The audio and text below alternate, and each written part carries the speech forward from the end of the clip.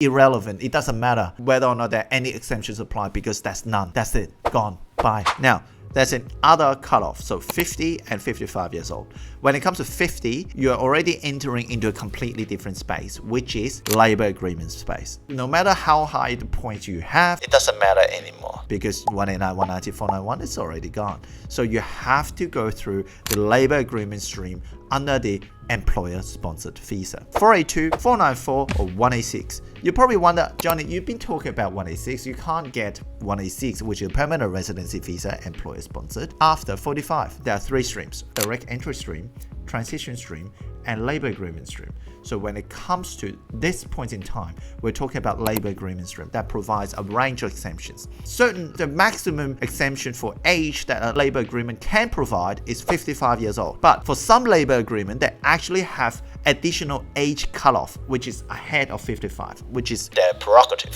For example, WA Dharma, they have age cutoff at 50 years old for certain occupations. They can even say, hey, sorry, I just don't have age concession for this particular occupation, which is possible. Then you got to go around and find another Dharma labor agreement in order to get through. So that's also one of the things that you got to consider as well. When it comes to 50 years old, you can also look into the medical practitioner exemptions because there's some exemptions that go for medical practitioners in regional area. That's for only 50 points. So if you're a medical practitioner, doctors, surgeons, not nurses, not other allied health, just doctors, then you may have additional sets of legislation and additional sets of rules that can apply. Make sure you consult with the migration law professionals in order to figure out whether or not you can actually go through that pathway. If not, then what are your options? Migrating as a doctor is extremely complicated because there's different sets of rules for different things, and it is important for doctors to understand. So I will have an episode just to talk about migration as a doctor. 55 years old is basically the full cutoff. It's gone, right? There's no other way that you can do it. 55 years old, you are basically ruled out from all the skilled visa. What are the skilled visa? General skill migration, 189, 190, 491.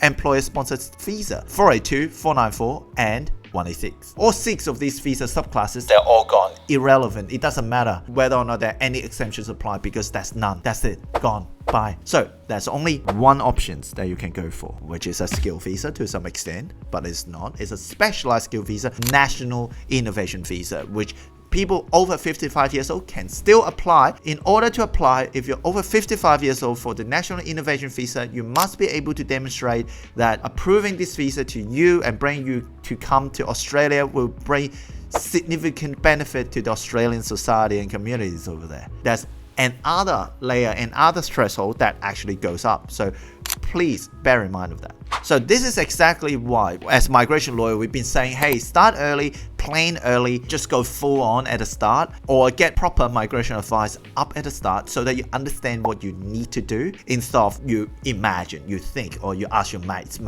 or ask your mate's friend. Plan ahead so that you know exactly what you need to do. If you are getting towards 40 years old, get secondary opinion. For general skill migration, if you're between 40 to 45, unless you're onshore in Australia or you're a doctor, then most of the time we say, hey, maybe start considering employer-sponsored visa program. If you're over 45, definitely get proper legal advice on it as to what are your PR pathway, because it's shrinking dramatically. It's getting harder and harder to get through, because if you start early, you'll be able to do a lot more things up in advance, because it is getting permanent residency can be a multi-year process. You will need time to improve English. You need time to accumulate skills or work experience. For general skill migration, they do recognize work experience for up to 8 years onshore and offshore. And if you're going for the employer-sponsored visa program for 482, it's 1 year work experience. For 186, which is 3 years full-time work experience in the relevant occupation plus a skill assessment. And you also, if you're on a temporary visa or temporary work visa in Australia, then you probably got to explore some other options when it comes to 186. You got to also understand visa changes, because there are visa policies that flying all the time, and then weird people making videos, updates and stuff. These are the things that you got to do, and you got to understand what are your pathway. Make sure you don't switch your pathway that easily, because that can be very difficult. Final tips if you talk to a migration expert early, and then even in your late 20s, don't think that, hey, you sort of get it. But in some instances, I can understand as a migration lawyer, if you're graduated from nursing, then it's pretty straightforward, even for me. And you gotta also understand your long-term permanent residency strategies, your points versus sponsorships versus talent. So these are the things. You can't assume that, hey, you submitted a EOI, you sit down and wait. There are things that you can do. Make sure you complete your GSM projects. Make sure you understand what are the things that you can do in order to boost your chance to get permanent residency. And make sure you get someone who is good in order to do that. I hope it helps. That's all the content for this video. If you got to this far, make sure you hit the subscribe button. Not a lot of people have been subscribing, but a lot of people have been watching it. So hit the subscribe button, hit the like, hit the share, put your question in the comment section. So I will do my absolute best to answer all your questions. Thanks for watching. I'll see you in the next episode.